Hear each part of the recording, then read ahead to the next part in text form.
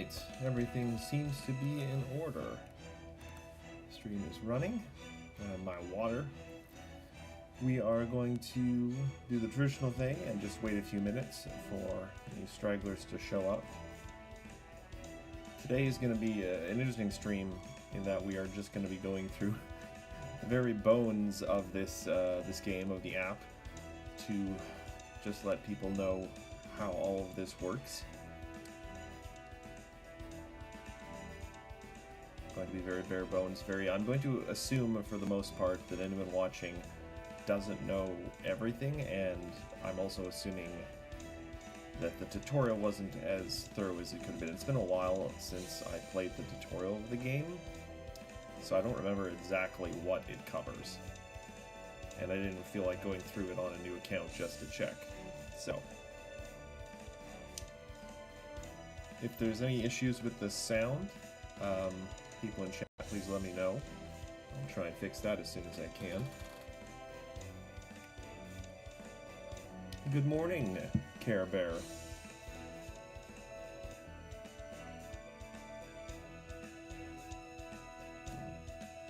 So we are going to get rolling in about 2 to 4 minutes. Just make sure we start them just a tiny bit after 11 o'clock. Or 11 o'clock, so this is my computer. So for the moment, we're just going to sit here in the opening screen, because that's actually where we're going to start with everything. Because we are going to go right down to the very bottom and build our way up. And by the very bottom, I mean I'm just going to show you everything that the opening screen has to offer first.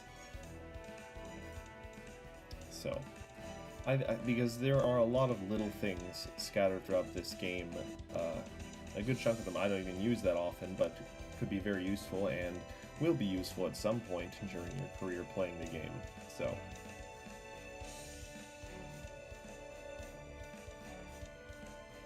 so much of Kama's smug face on the screen right now.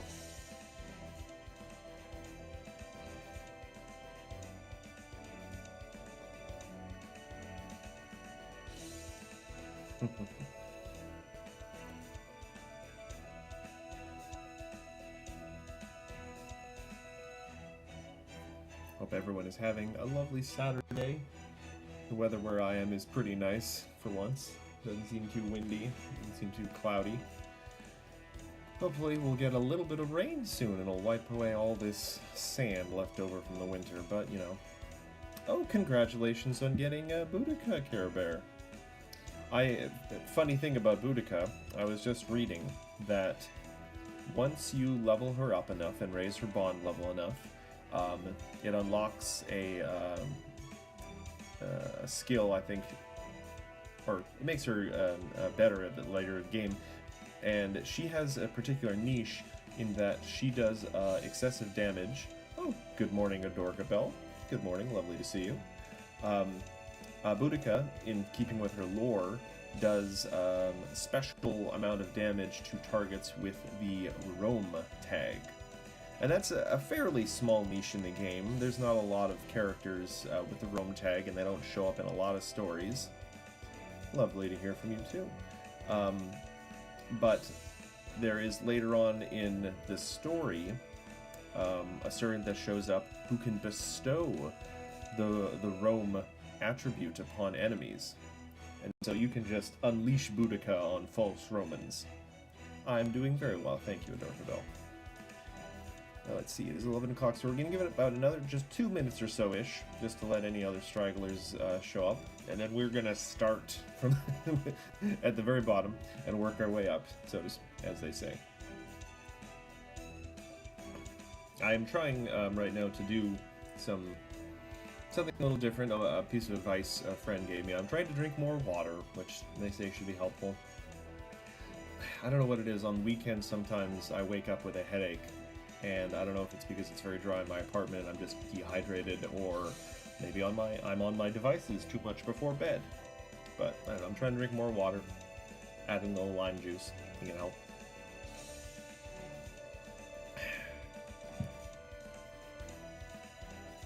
Also, I'm out of ice cubes. It's terrible. That is very true. Hydrate, not dihydrate. Never dihydrate, not even once.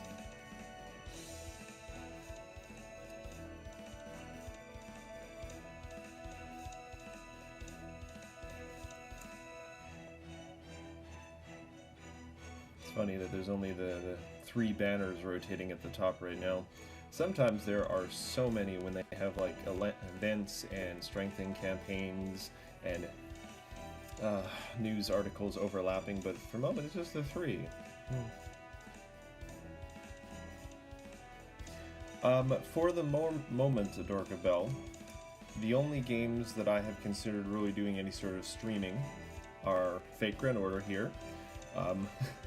Mostly to come and watch me freak out or suffer as I do rolls and get either really unlikely good things or nothing and cry. And maybe a little Hearthstone at one point, because I do spend a fair amount of time in Hearthstone, but those will probably turn into Salt streams, where I rage against the meta and complain about people playing cookie-cutter decks and being unoriginal boors. But we'll save that Salt for those streams. Alright, so we are at, we're about 3 minutes past 11, so we are going to get started. So hello everyone, and welcome today to Professor Urbanov's class on Fate Grand Order. The app, the game, its mechanics, all that jazz. And we're just going to hit the ground running, and we are going to start with the very first thing you see when you log into the game, the opening screen here.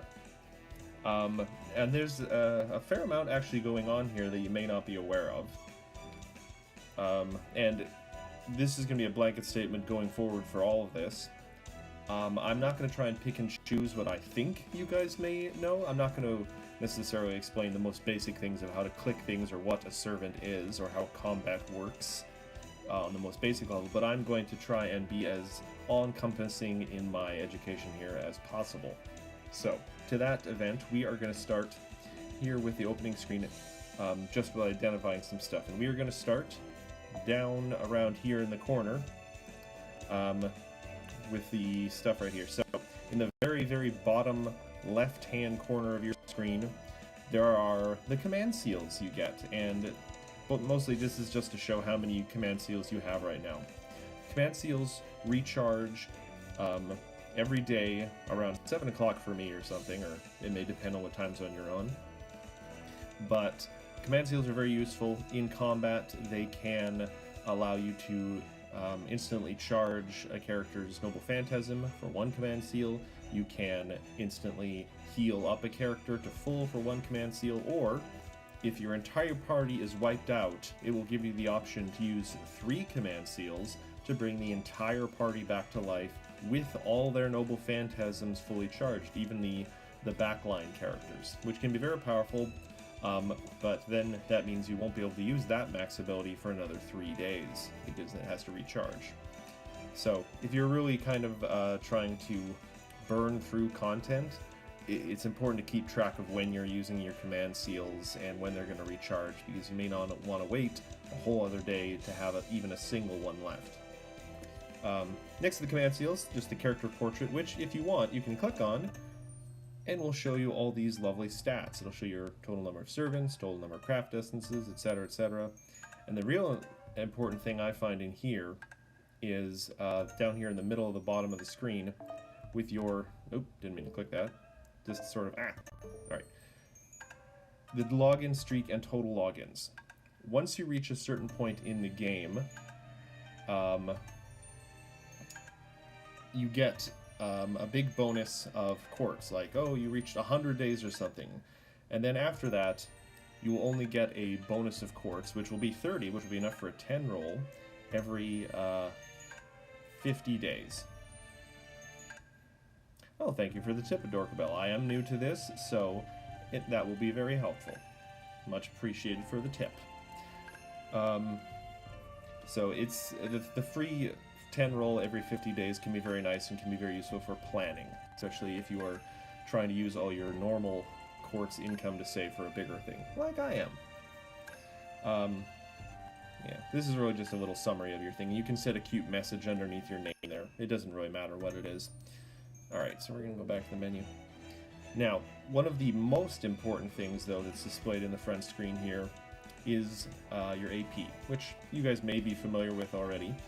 AP is your, your action points, your stamina, and it allows you to actually do missions. Every mission, every activity has a small AP cost, or sometimes a big AP cost. And once you're out of AP, you can't do anything more until it recharges.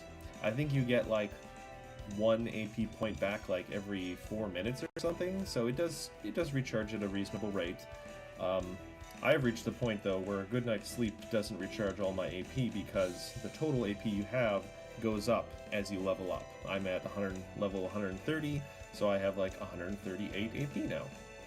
Now, AP can be artificially recharged. If you click the little plus symbol, you have options. There are golden fruit, which restores your AP 100%, silver fruit 50%, and bronze fruit, which just gives you a flat 10. I think there might be like a rainbow fruit, but I can't remember what it does.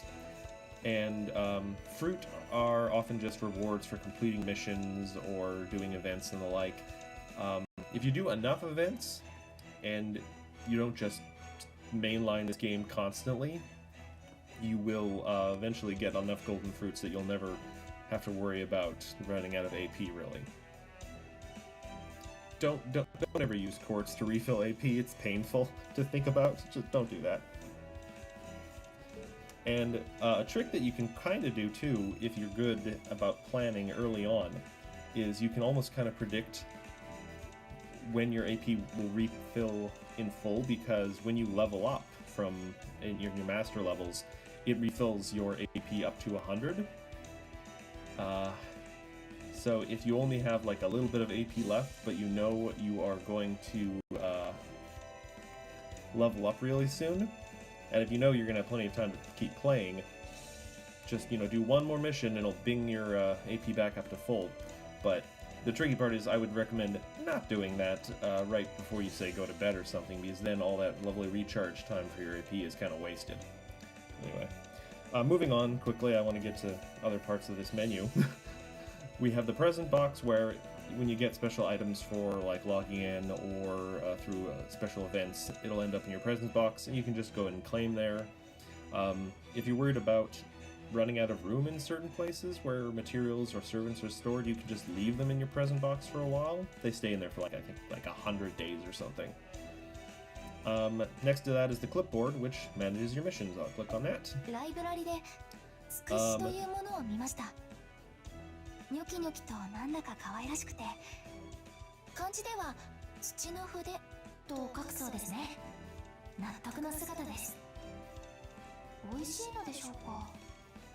Thank you, Masher. So this is where your weekly missions would be, if I had any, because I did them already. Weekly missions are pretty important. If you do them all, you can get like 3 quartz a week, and it refills every week. So it's always important to get those done before they refill, because you don't want to miss out. And the extra ones are interesting. I don't have many extra ones right now because I have systematically gone through them and completed them for quartz. And for newer players, there's going to be a fair amount of extra ones you can do that'll pay out quite a bit. I think you get something like 10 or more possibly just from completing like a story chapter, like chapter 1, 2, 3. And then I think that continues right on into part 1.5. I don't think you get as much for the full story chapters in part 2, but other things happen in part 2. But it's a good idea to keep an eye on all the weekly and the extra missions, because that's how you can get decent amounts of quartz in a lump sum rather than a slow trickle like the daily login rewards or the weekly rewards. These weekly rewards, it's a fair amount of activity you can do while doing other things, but it does in the end only reward 3 quartz a week. So that's all the weekly mission stuff. So I'm just gonna log out of that. All right, so now we're past all the little stuff there. I'm just gonna go down this side menu here. So all these menus here are kind of your options for what to do when you log in. If you are eligible for an event, the events are usually right up at the top. So like I'm eligible for the Tokugawa Restoration Labyrinth event. So I could click on that banner, get in there, see what missions. Apparently there's 4 waiting for me. I'm not going to look at that right now because that's pretty in-depth for the event itself and not that important for basic stuff. Now, if you scroll down here, at the very bottom is where kind of like it starts with the missions. And the very bottom are like the very starting missions and stuff. Because I've advanced so far in the story, all of the storylines and the banners from, or the event, chapter banners from Part 1 are now kept in my main record 1. I've cleared all of them, so it marks as clear and condenses them down there. Once you get into Part 1.5, which only has 4 chapters, they'll go in there. Then there's the prologue for Part 2, and then Part 2 still has individual kind of banners here for their stories. And you may notice there's a number of little orange bubbles with numbers in it. That shows how many free quests I still have to do. Once you complete a story chapter, there are still free quests. And free quests are like 3-part little quests that are just generic enemies. Sometimes there might be a servant in there or just a shadow servant. And once you complete those 3 missions for the first time, you'll earn a quartz. And they're also useful for going back and farming materials, because some nodes are the best places to find particular materials. You can find that information online. I'll give you a look at what's in the main record 1. So, there's the kind of tutorial, Yuki, Orleans, Septim, Okeanos, London, E Pluribus Unum, Camelot, which is where the difficulty slaps you in the face, and Babylonia. Now, I've been systematically going through these and clearing out the free missions because I wanted the quartz you get for completing the first 3. But because I've also unlocked some interlude missions for individual servants, I now have quests because the interludes are actually tied to a location in some of these old story chapters. So that's why there's still some random numbers, despite the fact that I've been going through these and subsequently doing them. I'm going to go back to the menu. And the other important thing in this kind of opening menu is the Chaldea Gate. So we go in there. And this is where this stuff that kind of has always been there and will always be there. And the biggest one there are the daily quests up at the top. So we click on that. There are 3 kinds of daily quests. There are the Ember Gathering quests in the red banners here. There are the training grounds, where you get sort of more varied materials. And then there is simply the treasure vaults, which are just for money. It's for the quartz prisms, just money. And each of these comes in 4 levels of difficulty. And each level of difficulty rewards a different amount of the mana prisms. We'll get to what mana prisms are in a bit.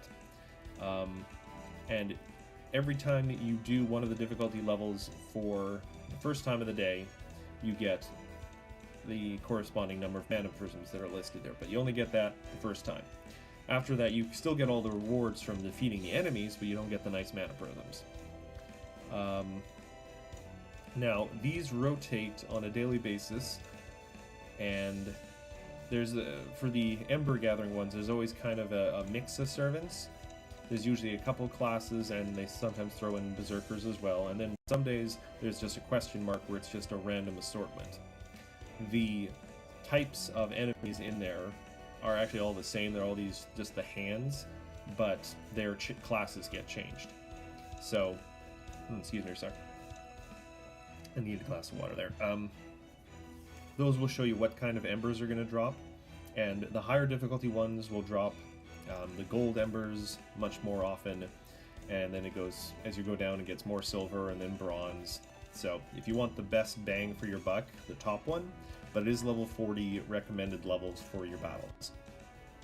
I also recommend probably trying to find a berserker with an AoE Noble Phantasm, because that helps clear, but a lot of Noble Phantasm servants are good for clearing waves because they're all just enemies rather than bosses. So, now the training grounds here that get you the materials are a little different because they're always a mix of the specific class listed that are enemies, like here it's assassin enemies, but the final wave usually always includes a couple servants, and they will have significantly higher health and hit harder than just the generic monsters you fought in the previous waves. So AoE Noble Phantasms aren't always necessarily the best for those. You maybe want something that can just smash those final servants quickly and get rid of them. And for the treasure vaults, it's always just a series of doors. It's always just these doors, and they're always caster classes.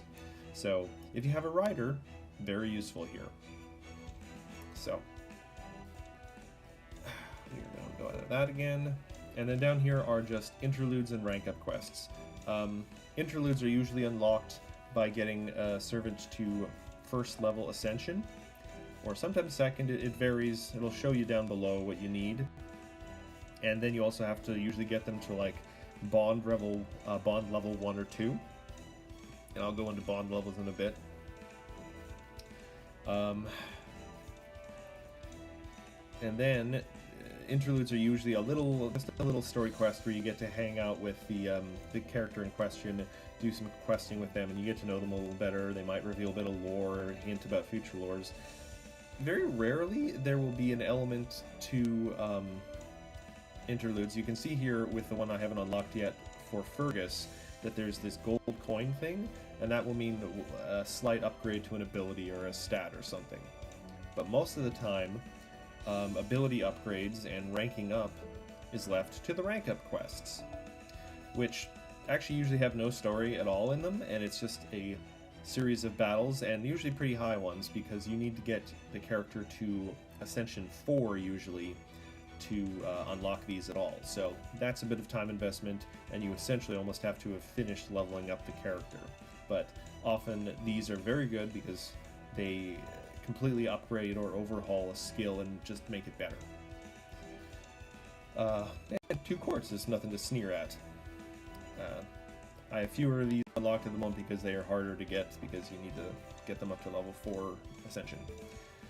Now, I've talked about mana prisms and all that jazz, and we're going to get into that because there's this whole other menu here.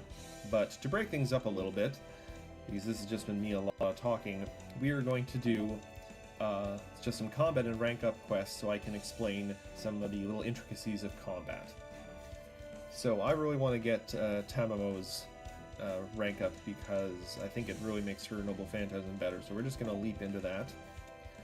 And I'm going to explain this menu now, though, because this is quite important. So, at the very top of here, you can see the enemy class tendency, and that'll show you what the classes for the enemies in the upcoming missions are. That makes sense.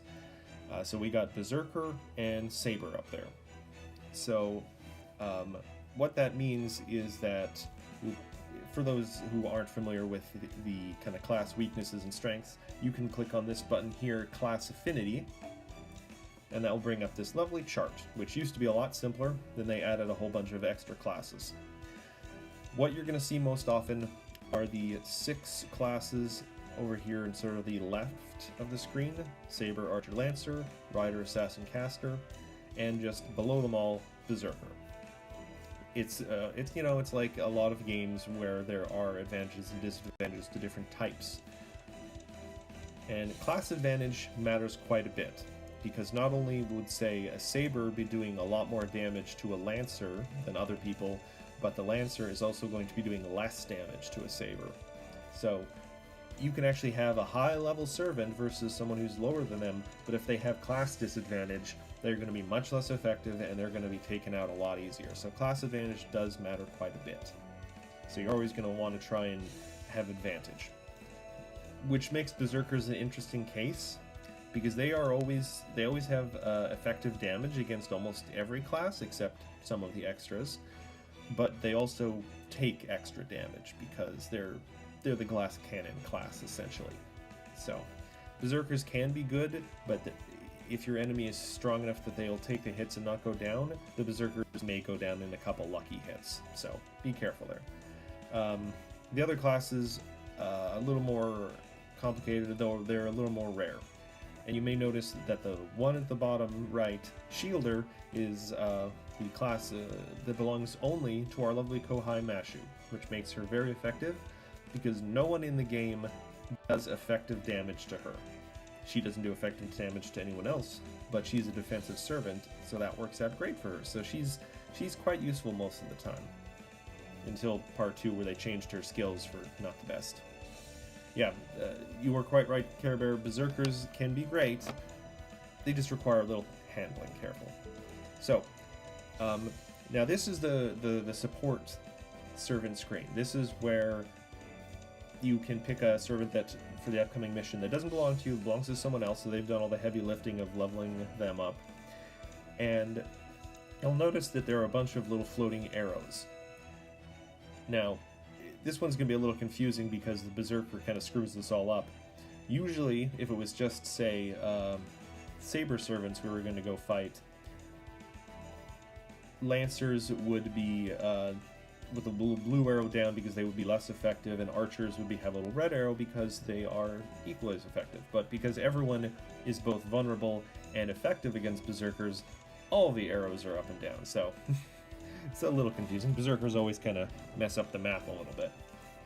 And to say if you wanted to, though, to specifically pick a Archer support servant, you just click on the Archer icon and it would bring to you all these lovely Archers.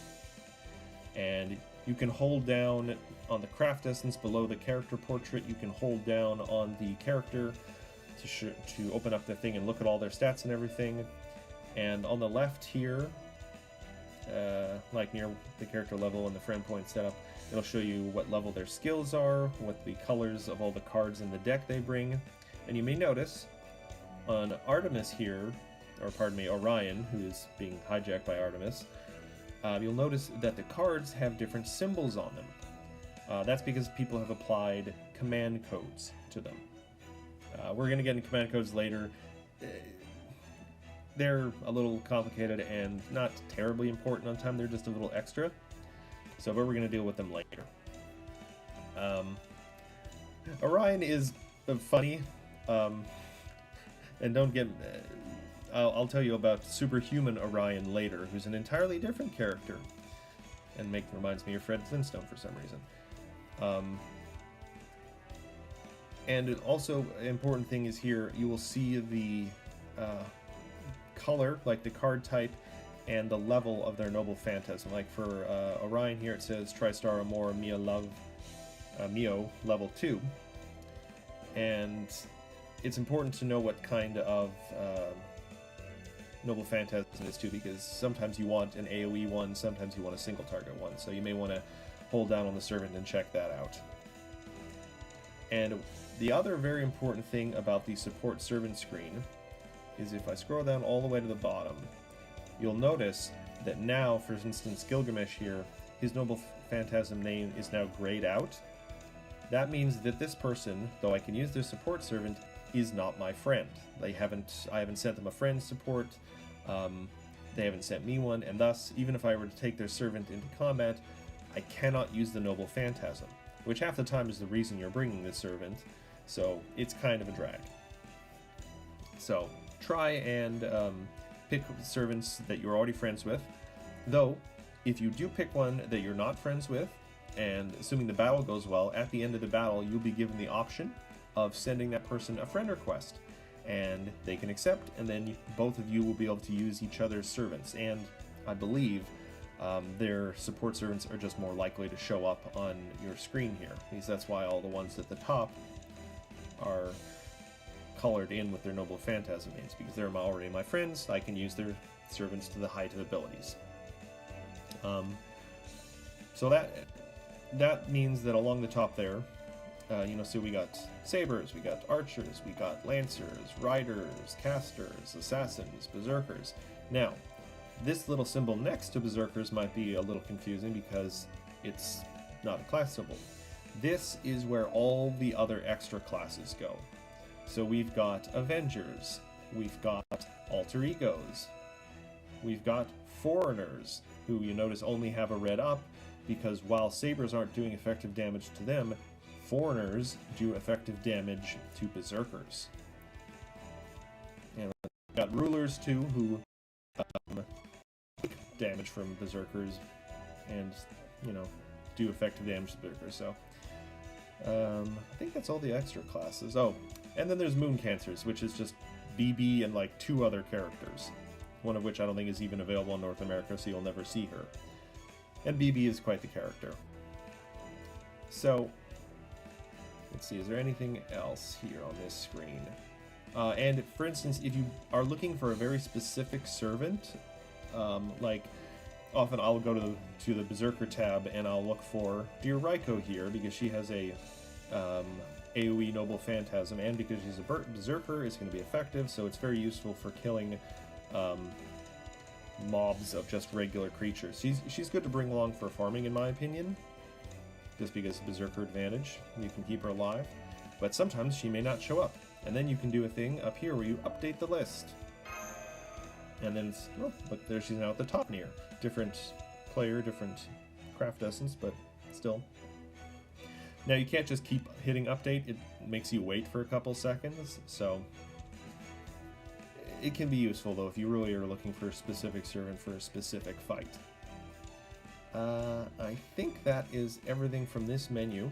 So for this particular fight, we're going up against Berserkers and Sabers. So, what do I want?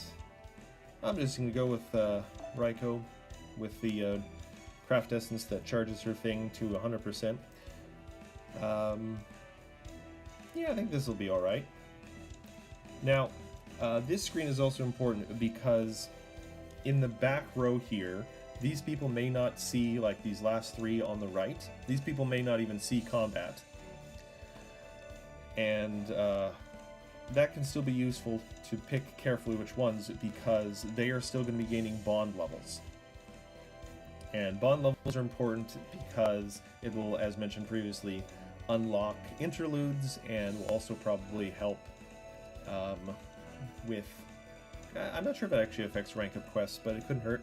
And on a completely just kind of non-gameplay impacting way, it opens up lines in their in your My Room, where you can go and listen to talking lines from your servants and learn more about them and see how their attitude is improving or what they think about you. We'll get into that a little later. But also, you'll notice that the back 3 on mine all have the same craft essence, and this craft essence is, if I can just, I'm going to try, yeah, there we go. I had to buy this from the shop player.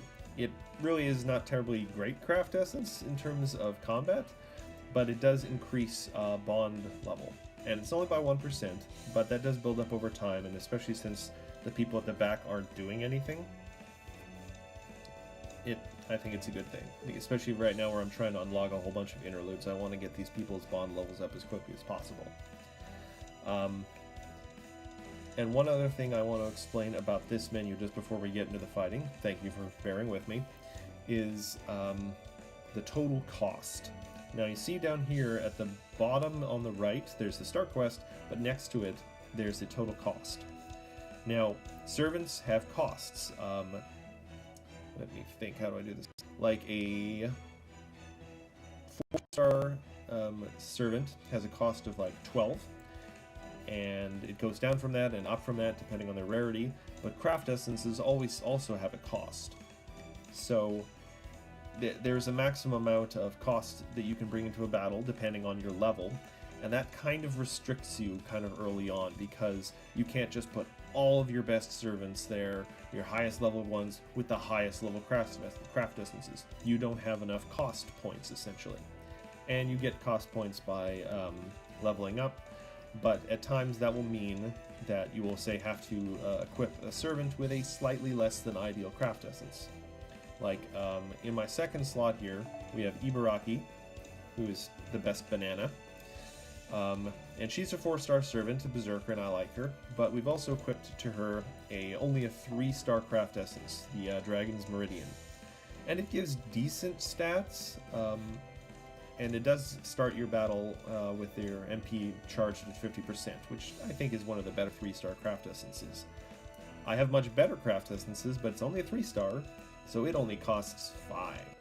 So it allows me to maybe bring in higher level craft essences with higher level servants. Like, I've got a a 5-star max limit break to craft essence on Penthesilea in the front spot here. So I think that's enough talking about the menu. We're going to get into our combat lesson now. Oh, hold on, there's a thing in the chat. You do know the CE only works if there are supports, right?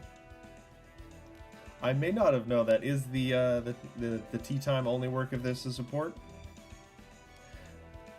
But I've been seeing an increase, like it shows an increase. You know what? I'm going to confirm that after we go through the combat. Because I could have sworn after, like, when I have that craft essence equipped, in the menu after combat, there's like a percentage up or something. So, we're going to get into combat. And you may be right, I am not the best at this game. And one of the reasons I'm doing this is I think at times that the game doesn't explain things terribly well.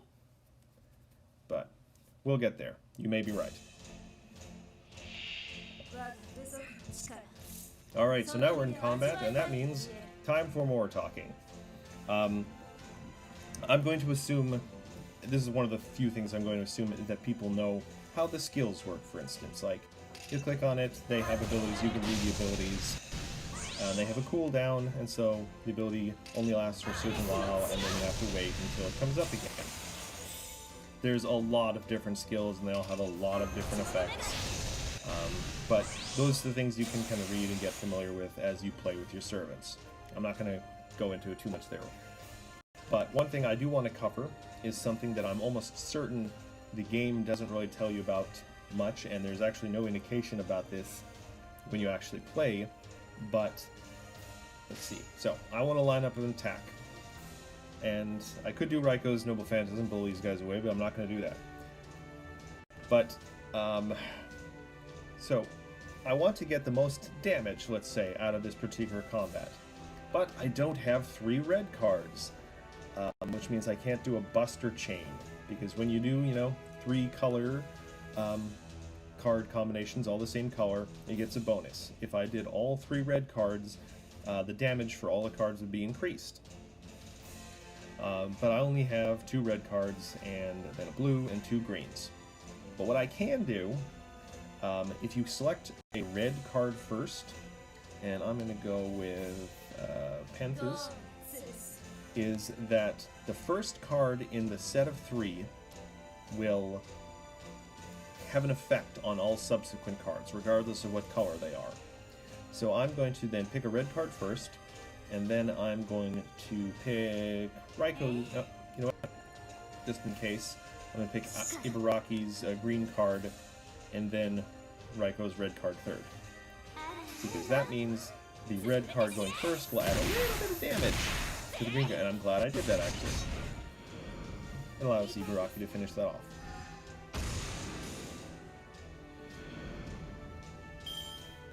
And there you go. Generated some crit stars at the same time. Now, another thing I wanted to bring up in combat is, this may become apparent to anyone who plays the game for any length of time, but I just wanted to stress this because, yes, the werewolves must suffer for our game, is that while, how to explain this exactly? If you have, say, if I were to attack this werewolf here and do Pent red card, Pent blue card, and the green card, she would get the lovely extra 4th attack because they're all her cards, but because it's Pent attacking for all of them, she will keep attacking the werewolf even after it's dead, no matter how much damage she does. And that can be annoying, especially if you're doing a Berserker heavy team, because with Berserkers you want to eliminate as many enemies as possible completely so they can't even get the chance to strike back and take out your glass cannon Berserkers. So often if you're facing enemies that you think you can maybe take out in one hit, it's good to try and stagger the characters you're attacking with. Like, these ones are decent size, so I may not be able to take them out in one hit anyway, but if I wanted to, I would, you know, pick Ibaraki first, and then and then Raiko. And hopefully, at the very least, the two servants in the front will combine to take out the target, and then the third attack, rather than staying on the same already dead character and kind of not accomplishing a whole lot, it'll go at least to start damaging another one. Though, overkilling can be important, because if you're hitting, say, a character who's already dead with an arts card, you're going to generate even more Noble Phantasm charge, which can be very useful, especially for people who have a lot of trouble charging their Noble Phantasm normally, like they don't get a lot of charge from their hits. So, if you're really trying to charge the Noble Phantasm, it can be very important. So, in this particular instance, I'm just gonna try. I'm not really too concerned.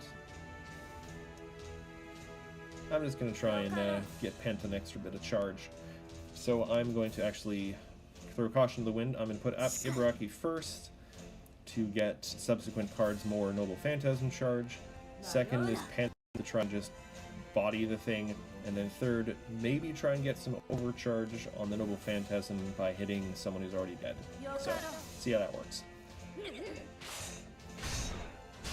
I don't use Ibaraki enough. Alright, so we're not going to get overcharged that much, but still a decent amount of charge there.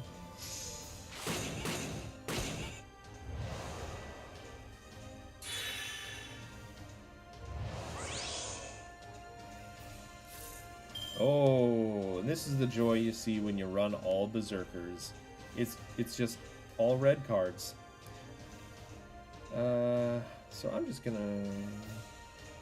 it's gonna last for a few turns, so I am going to... Oh. Gate by purchase supply is ready for pickup. I thought I'd turn notifications off. That's annoying. So we are just gonna smash and grab here. So... we're gonna start with Raiko, and then Pent. Because there's only two enemies left at this point, I've decided to save Raiko's Noble Phantasm for the last wave. It might be servants, but you know.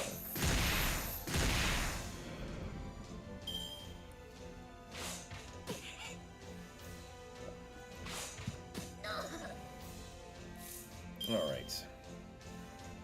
Now, run away, sort of, gain health. Alright, now we're just gonna...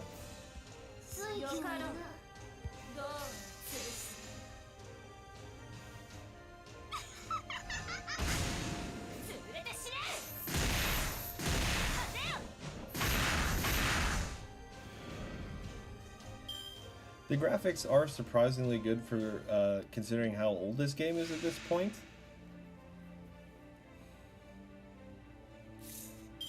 Okay, time for Noble Phantasm Palooza.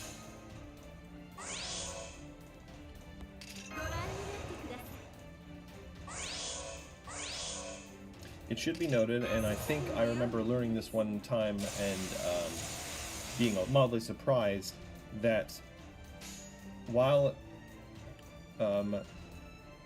playing Noble Phantasms of a certain color together, like if I put both these Noble Phantasms together and another red card, it will up the damage, but in terms of the subsequent 3-card damage bonus, Noble Phantasms do not count. So if you were to play one Noble Phantasm, like Penta's, and then both of Raiko's red cards, the second red card would only get the damage up from a second attack card. It can't. The first one, the Noble Phantasm, doesn't count for the chain, so it's not going to be as effective as a third card usually would be in a Buster chain. If, however, if I did Raiko's Noble Phantasm and both Raiko's cards, she would get the fourth attack because they're all her anyway. But what I'm going to do is, because I want Pence's single target Noble Phantasm to be the most effective, we're going to do Raiko's first, which activates the Noble Phantasm chain bonus on the second one. And then we are going to do, because Raiko has all her personal buffs up, third one there. So, yeah. And still no pity system. 6 years, still no pity system. The graphic thing that has always surprised me so much about this particular game is a lot of the backgrounds. Like, there are backgrounds in, I think, the third chapter that are moving. You're on the ocean and there's a storm, and I was just so surprised when I saw that. I'm thinking, this game did not need to go this hard with background animation. I mean, I know these are 2D sprites fighting, but the backgrounds, they put a lot of effort into them, and I really appreciate that. Oh, okay. So, Pent got angry enough. We don't even need that third card. And that's even without her own Buster buff up.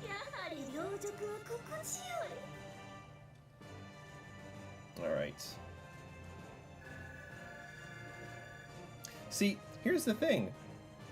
Because, like, what is this plus 24 then, if it's only on support? Because I thought the plus 24 is coming from the Bond Essence Craft Essence. Oh, one thing for the people watching, you may notice that 4 out of my 5 servants have all these gem marks underneath them. Some have more than others. And you notice, though, that at the front of the line, Pent's is a little different. That's because I actually have leveled Pent's bond level up to 10 already. She and I are besties. We get along great. It's great. I love her. And then recently they added an item to the game. It's quite rare in the shop. I'm not even sure when it recharges. There was only one available that allows you to open up a 11th bond level. It's a lot. You really have to work for it. I'm still working on it. I'm close though. I'm under, I think, 100, like under 100 in terms of bond level. No, under 1,000. I think I can't remember now, but it's pretty damn close. And once you fill out that 11th one, I think you get a big quartz payout. But that's quite hard to do. It's hard to get people to bond level 10 to begin with. It varies from servant to servant. Some, like Kiyohime, are very flirty to begin with and level up quickly. Others take a lot longer to level up or to warm up to you. But, you know, it can be worth it. You unlock more lines from them, you get to know more about them, and it unlocks interludes, which gives quartz and gives sometimes ability ups, and it's just more time spent with them. Alright, anything else I can talk about on this screen? And underneath, yeah, it's just the bond level. And then we get the master experience. Oh, and just as a warning to everyone watching, the outfit my character has on here, one of the mystic codes, which you can equip, and I'll actually go in to show you where you can do that. This particular one is quite useful because it has some skills that allow you to like stun the enemy and even swap out characters from your front and back lineups, which is very useful. But it is so slow to level up. It is ridiculous. Like, look at this. I'm only going up to like through level 4 now, and it's 5 million. Like, oh, nearly 6, and it's ridiculous. There are craft essences you can equip that will give you more Mystic Code experience, I think. But those are few and far between, and they don't do much else. So, basically, with this Mystic Code, you're probably only going to use each of the abilities maybe once a combat, just because the cooldowns are so high, because it's so slow to level this up. It's just, oof. But it's pretty useful, and I've leveled up the other ones I wanted to level up, so. And here we have, I got a rare drop for this. And this is just a QP at the bottom, how much you earned on this particular one.